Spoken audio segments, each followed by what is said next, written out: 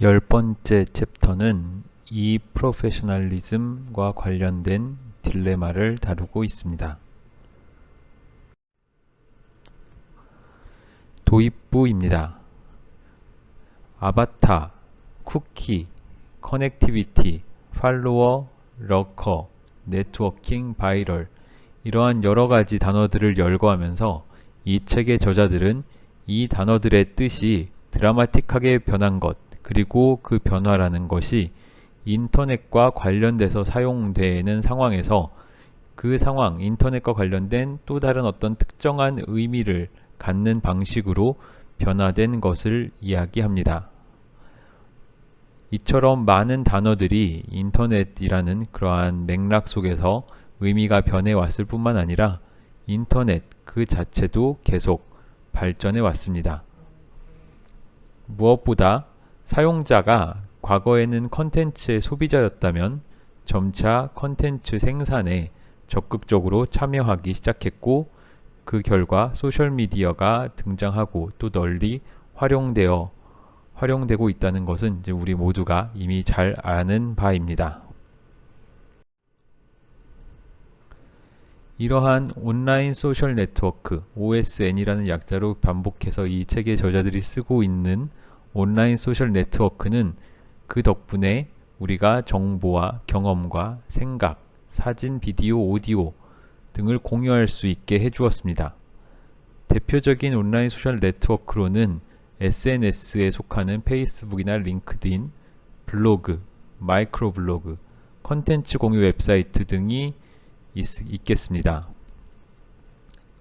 오늘날에도 많은 사람들이 이와 같은 인터넷에서 창의적인 생각 그리고 자신을 더 잘 표현할 수 있는 그런 인터넷을 즐기고 있고 그러한 SNS 혹은 OSN의 활용이 늘어나고 있다는 것은 통계로도 나타나고 있습니다. 수백만 명의 사람들이 자신의 사진이나 비디오나 일상 그리고 가장 내면적인 감정과 생각 이런 것까지도 공개적으로 더욱더 많이 공유하고 있습니다. 그래서 이 챕터에서는 인터넷 등장으로 인한 다양한 변화가 전문 직업성에 대해서 어떤 의미를 갖는지 알아보고자 합니다. 주요 주제로는 이 프로페셔널리즘의 중요성 그리고 보건의료계 학습자가 저지를 수 있는 이 프로페셔널리즘과 관련된 실수의 유형 그리고 그 파급력 소셜미디어와 관련된 사회, 심리, 기술적인 요인 그리고 이 프로페셔널리즘의 실수를 예방하고 관리하기 위한 규제기구의 다양한 권고와 같은 것들을 차근차근 다뤄보도록 하겠습니다. 우선 온라인 소셜 네트워크 OSN의 사용을 통해서 프로페셔널리즘의 측면에서 얻을 수 있는 이득이 무엇인지를 살펴보겠습니다. 우리는 모든 곳에 존재할 수 있게 되었습니다. 인터넷이 존재하는 한 우리는 온 세계와 연결될 수 있게 되었고 이처럼 사람들이 서로 더 많이 연결될수록 세계는 반대로 점점 더 좁아지고 있다고 볼 수 있겠습니다. 인터넷 관련된 테크놀로지가 발전하면서 전 세계 누구와도 정보를 공유하고 협력할 수 있는 기회가 생겼습니다. 누구와도 연결할 수 있다라는 것에는 교육자와 학생 사이의 연결, 동료끼리의 연결, 다양한 전문직 사이에서의 연결, 이런 다양한 연결의 가능성을 이야기합니다. 그리고 이러한 변화가 우리가 세상을 바라보는 방식, 그리고 우리가 세상 속에서 행동하는 방식을 변화시키게 되었습니다. 앞서 이야기한 것처럼 서로 많은 사람들 간의 네트워크와 연결의 가능성, 그러한 용이성이 높아진 것 외에도 인터넷 혹은 온라인 소셜 네트워크를 통해서 우리는 최신의 정보를 습득할 수도 있고 이를 통해서 더 나은 학습을 할 수도 있습니다. 학습이 향상되는 이유는 풍부한 시청과 컨텐츠, 즉 학습할 수 있는 자료들이 더 늘어났기 때문이기도 하고 여러 가지 학습 활동에 직접 참여할 수 있는 방법도 많아졌기 때문입니다. 상호작용적 학습이 이루어지고 있다고 볼 수 있고 이러한 상호작용적 학습이 오늘날의 학생들의 취향에 더 잘 맞는다라고 책의 저자들은 설명하고 있습니다. 그리고 학생들의 취향뿐만 아니라 실제로도 상호작용적 학습의 교육 효과가 더 높을 것 같기도 합니다. 아무튼 그 어느 때보다도 학습자는 다양한 실제와 가상의 학습 공간을 넘나들면서 스스로 하는 어떤 주체적, 주도적인 행동과 자율성, 참여를 촉진하는 새로운 형태의 교육에 점점 더 많이 참여할 수 있게 되었습니다.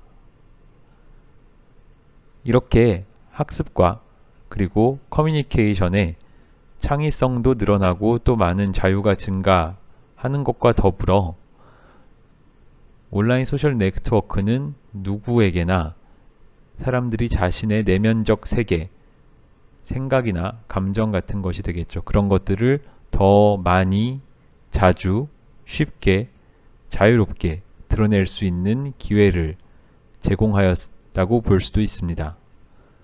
그렇게 내면적 세계를 드러내는 방식으로 우리는 사진이나 영상이나 이모티콘 등을 많이 사용하고 있습니다. 이처럼 온라인 소셜 네트워크가 주는 여러 가지 장점 혹은 이득도 있지만 반대로 온라인 소셜 네트워크의 확산에 따라서 프로페셔널리즘이 겪게 된 어떤 도전도 있겠습니다.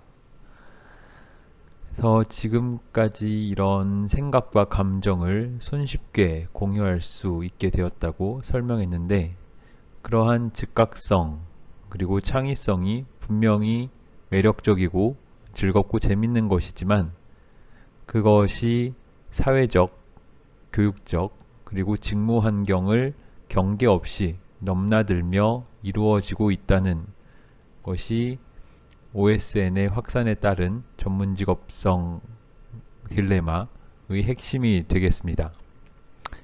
즉, 사람들의 사적인 삶과 전문직업적인 삶 사이의 경계가 흐릿해진 것이고 명백하게 이렇게 OSN을 통해서 타인과 다른 사람과 끊어짐 없이 관계를 맺을 수 있게 되었고 그 결과 보건의료 전문직과 학생들은 아주 여러 가지의 이 프로페셔널리즘 챌린지를 겪게 된다고 볼 수 있습니다.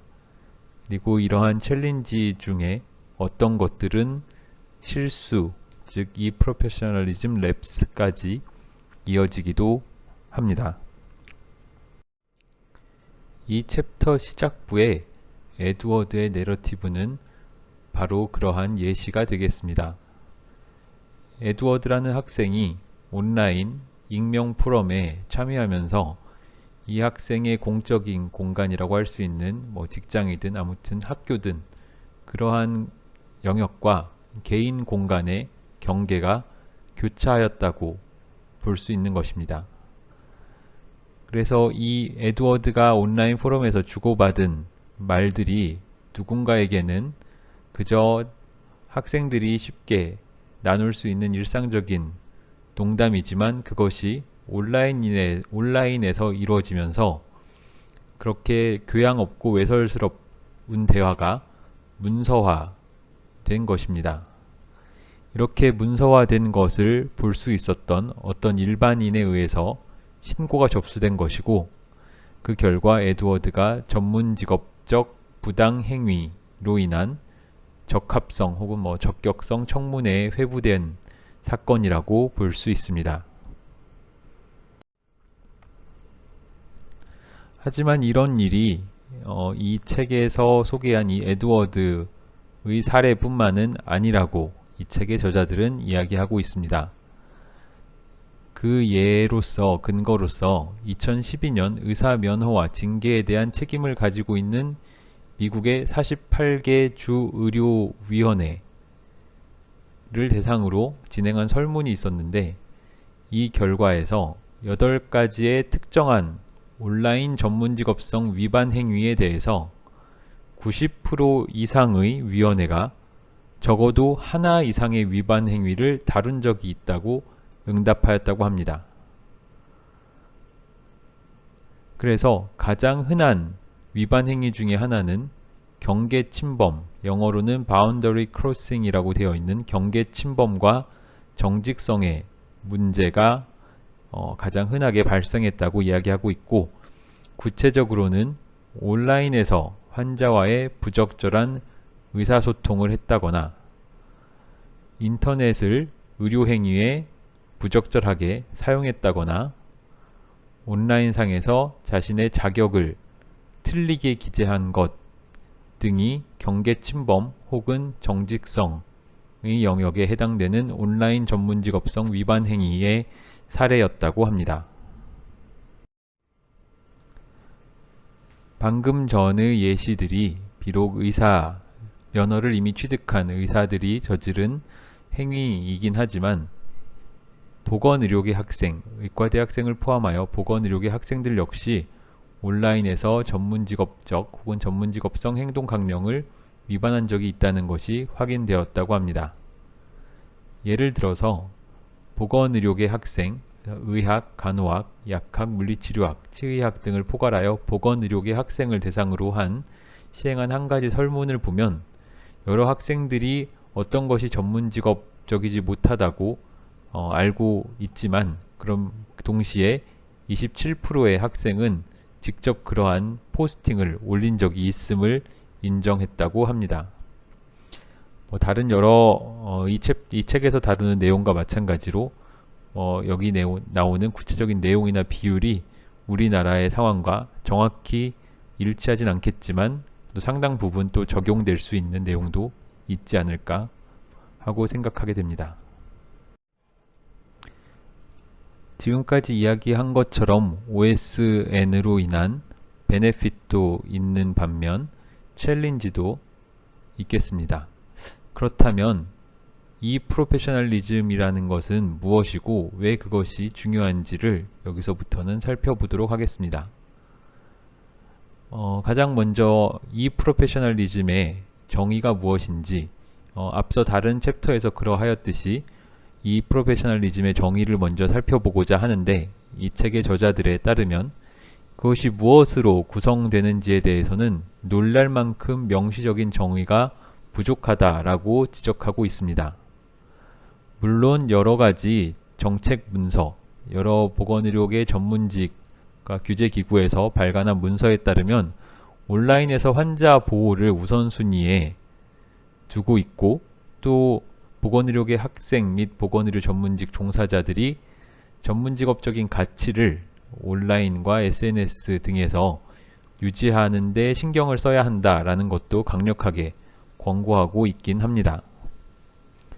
하지만 이렇게 환자의 기밀 위반이나 불법적 행위를, 당연히 그러지 말아야 하는 이런 것들을 제외하면 이 프로페셔널리즘 랩스라는 것이 무엇으로 구성되는지에 대해서 실질적인 합의가 존재하지 않는 한계가 있다고 서두에서 이렇게 지적하고 있습니다. 그래도 어떤 정의를 굳이 찾아본다면 이 프로페셔널리즘에 관한 가장 간결한 정의로 아래를 예로 들고 있습니다. 영어 원문으로는 이렇게 되어 있고, 한글로 간단히 한국어로 번역해 보자면 디지털 미디어를 통하여 드러나는 전통적인 전문직업성 패러다임을 보여주는 태도와 행동입니다.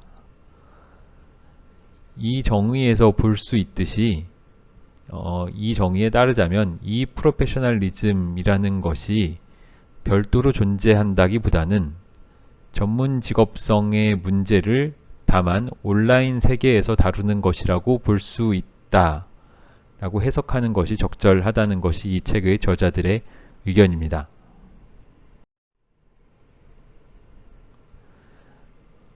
그리고 조금 더 범위를 넓히고 조금 더 예시를 들어본다면 이 프로페셔널리즘이라는 것이 소위 네티켓 이라고 불리는 한 사람이 온라인 커뮤니케이션을 어떻게 하는지, 대표적으로는 이메일 작성 요령이라든가 게시판, 온라인 커뮤니티에서의 게시판 글쓰기, 이러한 네티켓 이상을 의미한다고 볼 수 있습니다.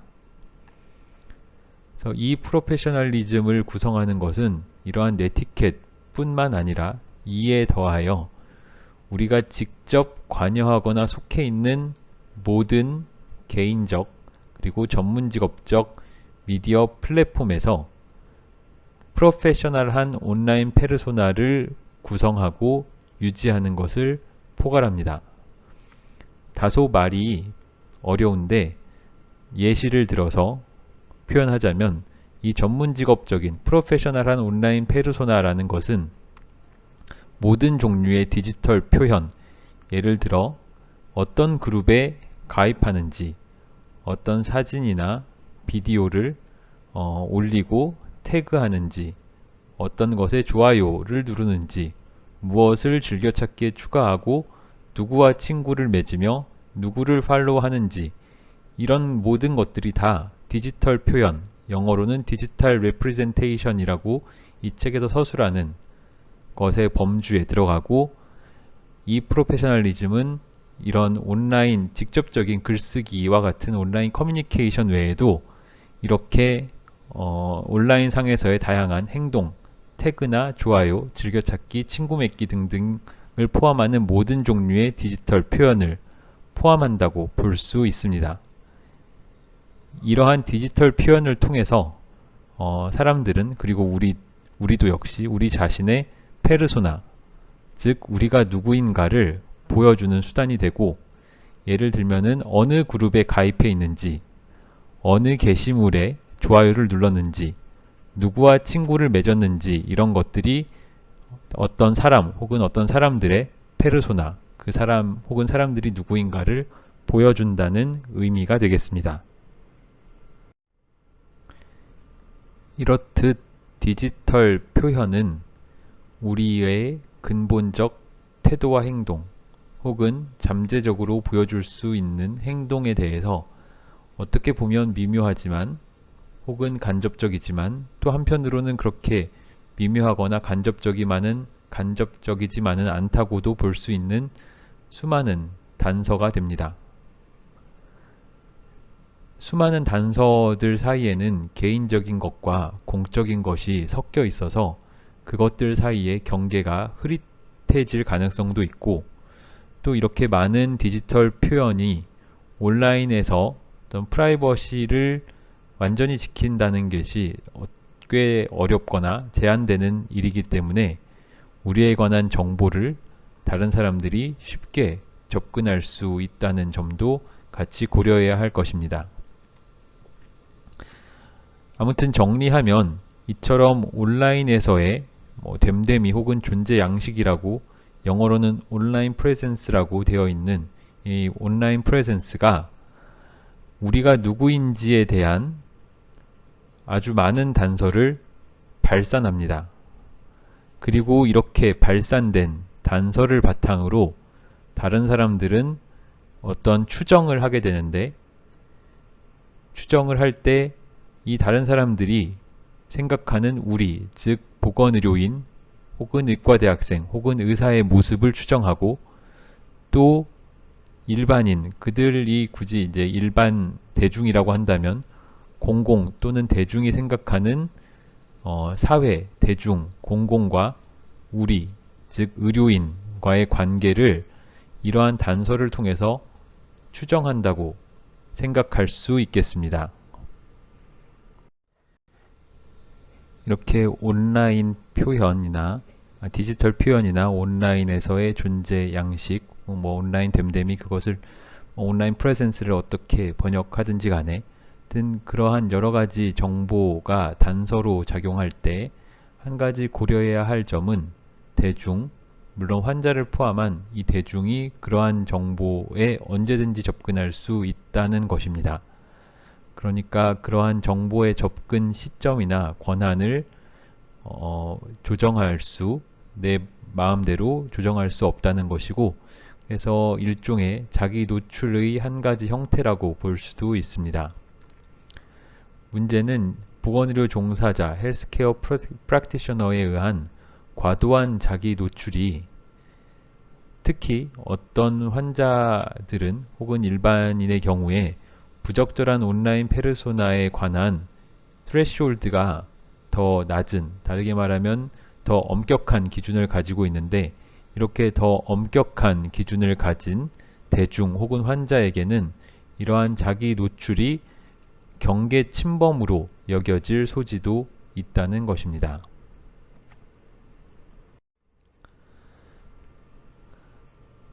한 사람이 갖는 온라인 프레젠스의 범위는 매우 광범위하다고 볼 수 있습니다. 그러다 보니 이 프로페셔널리즘과 관련된 딜레마가 영향을 미치는 수준도 같이 광범위해지고 개인, 관계, 조직, 전문직, 집단까지 한 사람의 온라인 됨됨이는 이렇게 많은 부분에 영향을 줄 수 있습니다. 다르게 말하면 온라인 됨됨이를 보이는 개인의 수준에 국한되지 않는다는 의미이기도 합니다. 다시 한번 이 챕터의 시작부에 있었던 에드워드의 사례로 돌아가면 그 의미를 조금 더 명확히 이해할 수 있을 것 같습니다. 예를 들어 에드워드가 보여준 그러한 온라인 됨됨이 혹은 온라인에서의 존재 양식이나 행동은 그 결과로 에드워드라는 학생 자신이 청문회에 회부되었기 때문에 명백하게 개인적인 영향을 미쳤다고 할 수 있습니다. 하지만 여기서 그친 게 아니라 이렇게 된 과정에는 일반인이 이 내용을 발견하고 의과대학에 보고하였기 때문에 발생한 것이고, 이 말은 다르게 얘기하자면 에드워드라는 학생이 그 특정한 의과대학 소속이라는 것이 식별되었다고 추론할 수 있습니다. 논리적으로 이렇게 생각해 볼 수 있고, 따라서 에드워드의 행동은 에드워드 그 자신에게만 영향을 미친 것이 아니라 이 에드워드라는 학생이 속한 의과대학 혹은 그 대학의 명성에도 잠재적으로 해를 입혔다고 볼 수 있습니다. 더 나아가서 다른 많은 사람들이 그 포스팅을 보거나 혹은 그 포스팅에 대해서 이야기를 들었을 가능성이 있는데, 그렇게 본다면 에드워드의 행동은 이 에드워드가 속해 있는 전문직, 예컨대 의사라면 의료계의 그런 전문직이 범했던 다른 실수와 에드워드의 행동이 연결되는 방식으로 다른 사람들은 이 에드워드의 실수를 해석하거나 연결시켜 볼 가능성도 있습니다.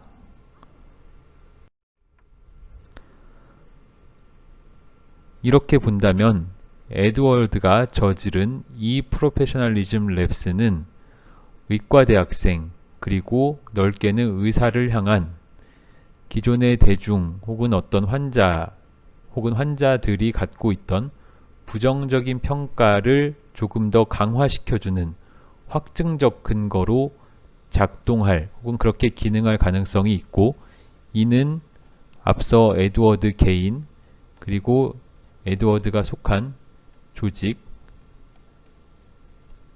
대학을 포함한 조직을 넘어서 의료 전문직이라는 이 에드워드가 속한 전문직 전체의 명성에도 크든 작든 타격을 입혔다고 볼 수도 있습니다. 실제로 많은 연구자들과 전문직 단체들에 따르면 이 프로페셔널리즘 랩스가 보건의료 전문직과 사회 사이에서 맺어진 사회적 계약을 침식시킨다고 지적합니다. 한편 에드워드가 아직 의료인 혹은 의사가 아니라 의과대학생이었기 때문에 이럴 가능성이 높진 않겠지만, 그래도 만약에 어떤 환자를 실습 단계에서라도 담당하고 있었고 그 환자가 에드워드가 이러한 행동을 했다는 것을 혹은 이러한 일로 청문회에 회부되었다는 것을 알게 된다면 그 환자가 에드워드에 대해 가지고 있던 신뢰에도 부정적 영향을 주었을 것입니다. 어떻게 보면 관계를 종결시키고자 했을지도 모르고, 실제로 환자들은 온라인 소셜 네트워크에서의 문제 행동을 이유로 의사를 바꿔달라는 요청을 하는 것으로 알려져 있다 라고 이 책의 저자들은 덧붙이고 있습니다. 이렇게 에드워드의 행동이 단순히 에드워드 개인을 넘어서 에드워드가 속한 조직과 전문직, 그리고 환자에게까지 미칠 수 있는 잠재적 피해를 어떻게 보면 꽤나 극단적인 과장해서 얘기한 것일 수도 있지만, 이 다음에 이어질 여러 가지 이 프로페셔널리즘과 관련된 딜레마를 읽으면서 이러한 문제에 대해서 조금 더 성찰해 볼 수도 있을 거라고 생각합니다.